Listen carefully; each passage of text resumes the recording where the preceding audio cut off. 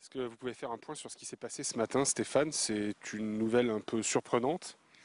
Bah oui, non, on avait eu des alertes depuis 15 jours, depuis avant le reportage, enfin le reportage, l'émission là, Pièce à conviction qui a fait un peu polémique, même beaucoup polémique là, où on voit bien que notre conseiller général Lambert est quand même légèrement mouillé dans cette histoire-là. Il y avait déjà eu des alertes et on a eu des alertes après. On pensait être relativement tranquille, mais on s'aperçoit que c'est un peu le bâillement de la presse et de la liberté d'expression parce que depuis 15 jours l'émission, on avait quand même beaucoup de gens qui étaient choqués, qui venaient s'informer. Et ce qui est embêtant, c'est que ça nous faisait un point de ralliement pour pouvoir informer les gens. Et on le voit bien là dans le communiqué de presse du préfet que c'est une intervention déjà délibérée de lui et qui n'a aucun sens parce qu'elle se base sur le tribunal administratif de Caen qui aurait condamné l'État à 700 000 euros, mais l'État a fait appel de cette condamnation-là et le conseiller régional Laurent Beauvais qui voulait venir ce matin n'a même pas pu accéder au site, c'est-à-dire que même les élus n'ont pas pu accéder au site, la presse. Il y a des gens d'Equidia là qui sont là aujourd'hui avec nous là. Il y a vraiment comment s'appelle, un barrage de la police via le préfet et voilà. Donc bon, c'est un peu embêtant, mais ça va nous permettre un peu de rechanger un peu la lutte. Stéphane, j'ai envie d'élargir un peu le débat, pas seulement se focaliser sur ce qui s'est passé ce matin.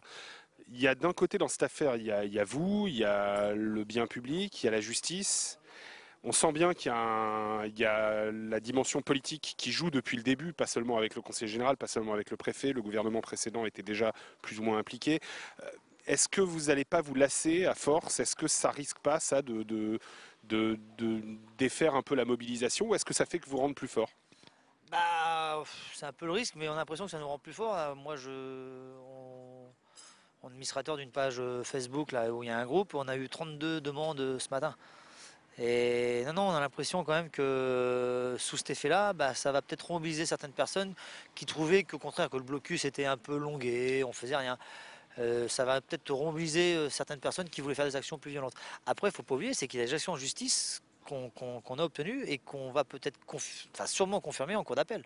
Donc non, non, c'est embêtant, c'est que ça nous est surtout un point de ralliement. Ouais. Le fait que le blocus puisse plus exister, ça ne nuit pas à l'optimisme sur le fond du dossier juridique. Non, non, non, pas du tout. Et puis, non, non, il y a des actions qui étaient prévues, il y en a une le 7, il y en a des actions qui étaient prévues là, début novembre. Non, non, il y a le tribunal administratif de Nantes, normalement, qui peut rendre un jugement qui peut être très important. On attend le Conseil d'État qui donne son aval pour que Nantes puisse traiter le dossier, puisqu'il y a eu un barrage du tribunal administratif de Caen. Donc Nantes voulait savoir si la tierce opposition pouvait être acceptée. Ils ont fait une demande au Conseil d'État. Normalement, leur réponse est plutôt positive. Donc ce serait très important. Surtout que le tribunal de Nantes vient de débouter le préfet de Mayenne pour l'histoire d'Aprochine, qui est un peu le même type d'entreprise qui faisait du retraitement et qui a pollué des terres en Mayenne, quoi. Est-ce que vous avez le plein soutien des institutions, des courses, Stéphane? Est-ce que vous pouvez vraiment compter sur la grande famille du trot, comme on le dit? Oh oui, oui, oui, Paul Essercial était au courant ce matin, Jean-Pierre Vielle, non, non, le trot, le galop nous soutiennent tout le temps, c'est pas un problème.